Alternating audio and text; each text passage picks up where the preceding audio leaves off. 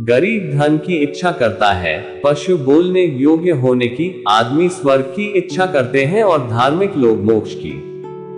संकट में बुद्धि भी काम नहीं आती है। जो जिस कार्य में कुशल हो उसे उसी कार्य में लगना चाहिए।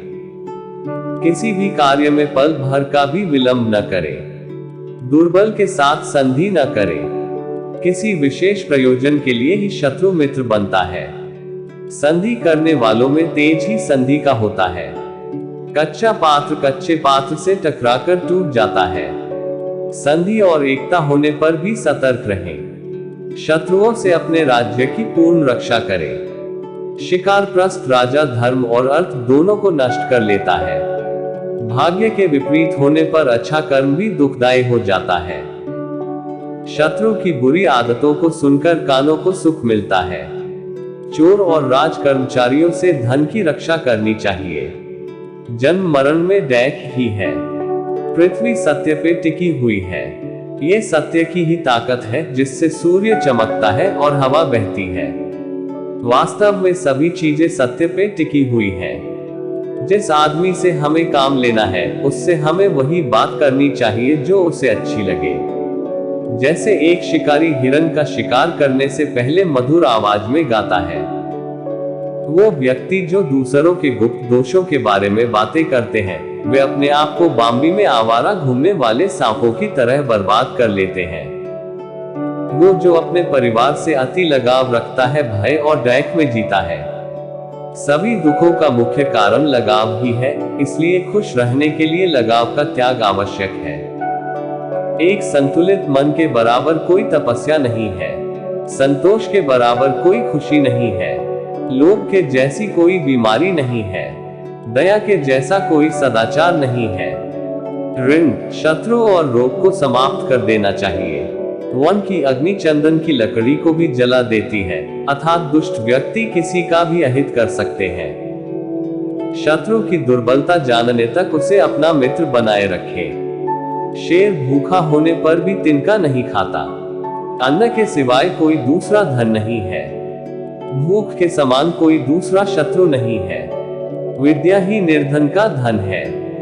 शत्रु के गुण को भी ग्रहण करना चाहिए। अपने स्थान पर बने रहने से ही मनुष्य पूजा जाता है। किसी लक्ष्य की सिद्धि में कभी शत्रु का साथ न करे।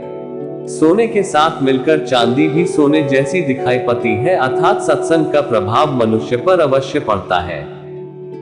भेकुली नीचे सिर झुकाकर ही कुएं से जल निकालती है, अर्थात कपटी या पापी व्यक्ति सदैव मधुर वचन बोलकर अपना काम निकालते हैं। सत्य भी अगर अनुचित है तो उसे नहीं कहना चाहिए।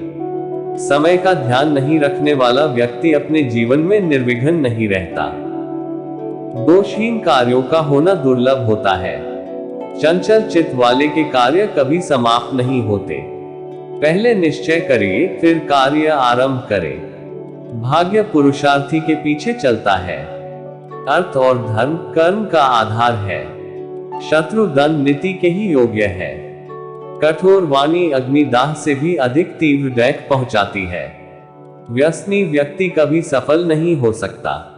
शक्तिशाली शत्रु को कमजोर समझकर ही उस पर आक्रमण करे।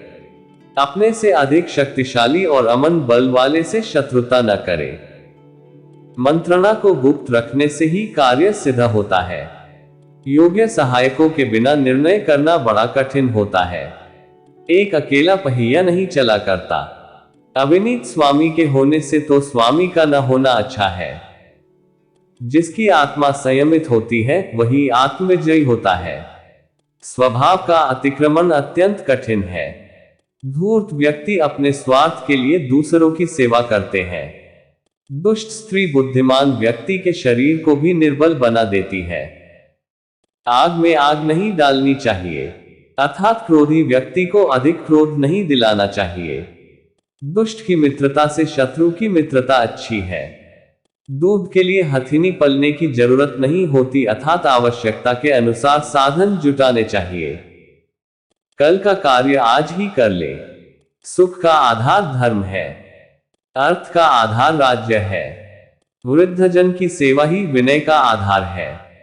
वृद्ध सेवा अर्थात ज्ञानियों की सेवा से ही ज्ञान प्राप्त होता है।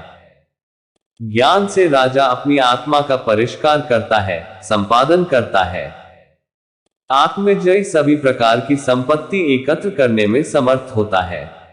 इंद्रियों पर विजय का आधार विनम्रता है। प्रकृति का कोप सभी कोपों से बड़ा होता है। शासक को खुद योग्य बनकर योग्य प्रशासकों की सहायता से शासन करना चाहिए। सुख और दुख में समान रूप से सहायक होना चाहिए। स्वाभिमानी व्यक्ति प्रतिकूल विचारों को सम्मुख रखकर दोबारा उन पर विचार करे। ज्ञानी और छल कपट से रहित शुद्ध मन वाले व्यक्ति को ही मंत्री बनाए। समस्त कार्य पूर्व मंत्रणा से करने चाहिए। लापरवाही अथवा आलस्य से भेद खुल जाता है। मंत्रणा की संपत्ति से ही राज्य का विकास होता है। भावविश्व के अंधकार में छिपे कार्य के लिए श्रेष्ठ मंत्रणा दीपक के समान प्रकाश देने वाली है। मंत्रणा के समय कर्तव्य पालन में कभी ईर्ष्या नहीं करनी चाहिए। मंत्रणा रूप आंखों से शत्रु के छिद्रों अर्थात उसकी कमजोरियों को देखा परखा जाता है।